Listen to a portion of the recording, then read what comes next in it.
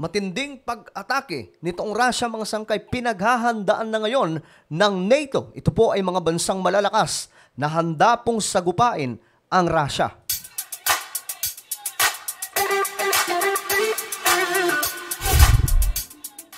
So patuloy po na umiinit ngayon mga sangkay itong sigalot sa buong mundo. Yung tensyon na lumalala dahil nga po mas interesado ata itong mga lider ng buong mundo sa digmaan kaysa sa pagtuunan ng pansin itong tinatawag na climate change. So pag-usapan po natin ito ngayon mga sangkay dahil ang NATO naghahanda na po sa posibleng magiging pag-atake nitong Russia o sabihin na po natin maging ang China. No, pero nakatuon po yung kanilang pansin sa Russia, mga sangkay. Bago tayo magsimula, paki-subscribe po muna yung ating YouTube channel. Sa baba ng video na to, makikita nyo po mga sangkay yung subscribe button. Pindutin nyo po yung subscribe, pindutin nyo yung bell, at pindutin nyo po yung all. At kung kayo naman po ay nanonood sa Facebook, huwag nyo pong kalilimutan na i-follow ang ating Facebook page. So ito na nga mga sangkay, pag-usapan po natin ito, no? Ayan po, NATO launches biggest military exercise since Cold War. Actually, napag-usapan na po natin ito nakaraan mga sangkay. Subalit ito, pag-usapan po natin kung paano po pinaghahandaan nila. Kasi itong military exercise na gagawin, ito daw po yung pinakamalaking military drill ng mga bansa mula po sa North Atlantic Treaty Organization. At ngayon nga mga sangkay, mukhang nakapasok na po ang Sweden sa NATO. At ang tanong dito, kailan magsisimula itong digmaan just in case? Russia ba ang mauuna? Alam po natin mga sangkay na ang Russia ay may hawak po ng sangkatutak ng mga nuclear weapon at ito daw po ang pinakamalalakas na nuclear sa buong daigdig.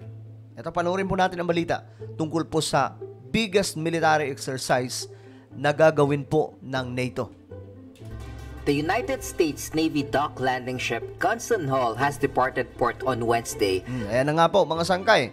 Mukhang magsisimula na. January 24, marking the commencement of the operation of the North Atlantic Treaty Organization, or NATO, Steadfast Defender 2024.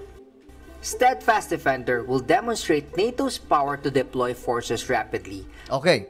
Ang tawag po dito mga sangkay sa gagawin nilang military exercise ay Steadfast Defender 2024. Ito na po yun mga sangkay, no? Ito na po yung pinakamalaking military exercise simula noong Cold War. At ito mga sangkay, malalaman po natin bakit nila ito ginagawa. Ano nga bang preparation nito? To bolster up the defense of Europe, over 90,000 troops, 50 ships from aircraft carriers to destroyers, 80 fighter jets, helicopters and drones, and at least 1,100 combat vehicles have been deployed across the North Atlantic and Europe. Grabe. Ganyan po kadami mga sangkay.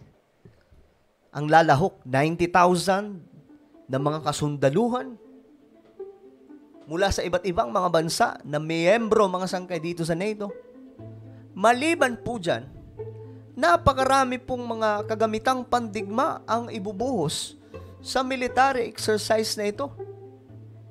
Ang inaabangan ko rin mga sangkay na magkaroon ng military drill magkaroon po ng pagkakaisa ulit, no?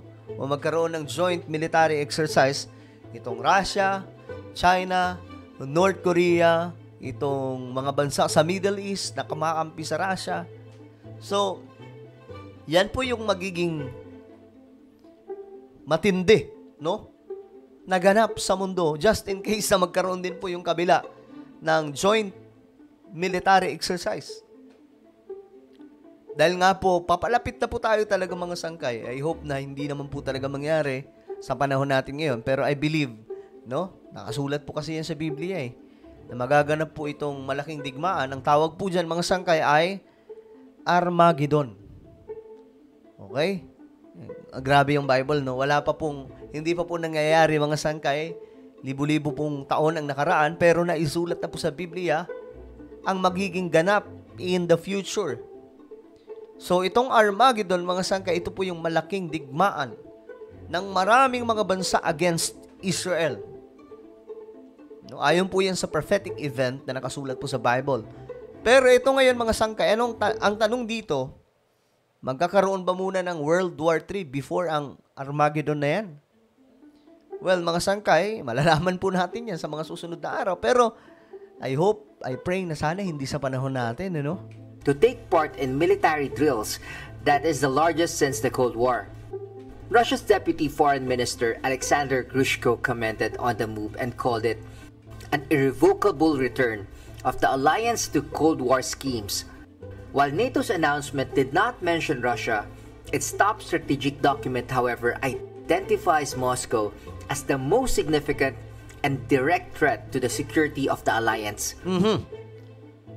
Hindi man, mga sangkay, sinabi ng NATO ng direktahan na ang Russia ang kanilang pinaghahandaan.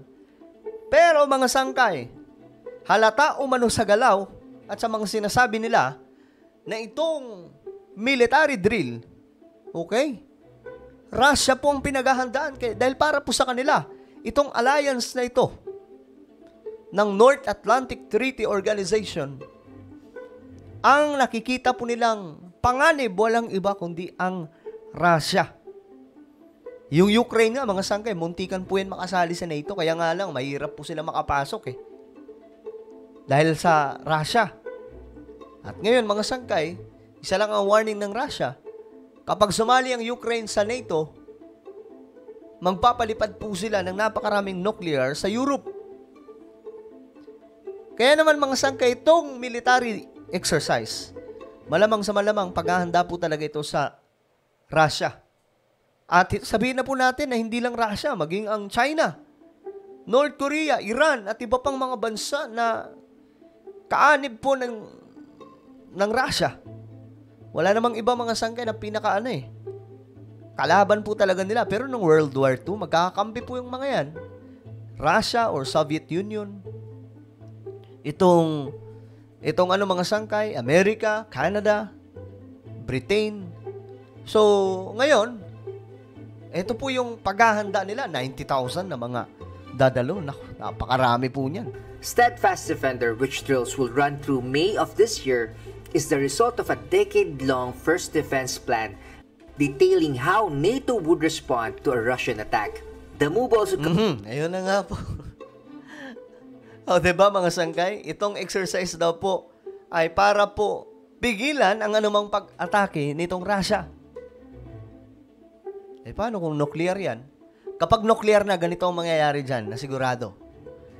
Since high-tech po ang ginagamit ngayon sa mga weapons nila, idadaan po ito sa mga expert pagdating po sa computer. Yung mga hacker, sigurado ako, gamit na gamit sa digmaang to.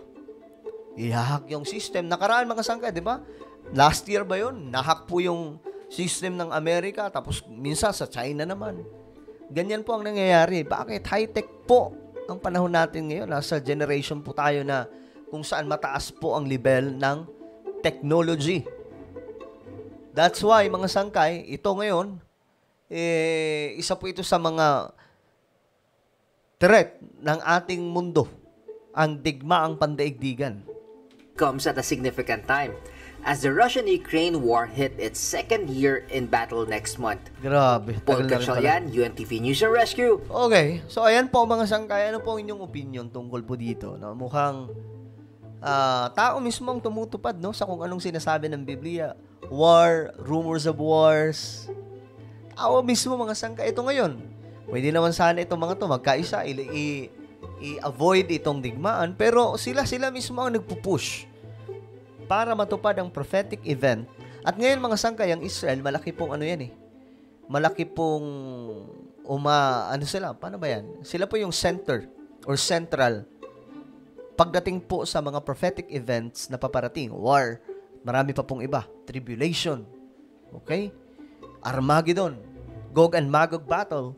So yung mga yan, mga sangkay, yan po yung mga future events na nakasulat po sa Biblia. At kung papansinin po natin ngayon ang buong mundo, mukhang eto na po, natutupad po talaga. Ano po ang inyong opinion tungkol po dito? Just comment down below. Now guys, mayroon pa akong YouTube channel, Sangkay Revelation, yung mga born again Christians dyan, lahat po ng Kristiyano sa Pilipinas, i-subscribe nyo po ito. Oy, happy 10,000 subscribers pala. Nakaabot na po tayong 10,000 subscribers dito sa Sangkay Revelation. Okay, kapag nakita nyo na, click the subscribe, click the bell, and click all. Ako na po ay magpapaalam hanggang sa muli. This is me, Sangkay Janjan. Palagi nyo pong tatandaan that Jesus loves you. God bless everyone.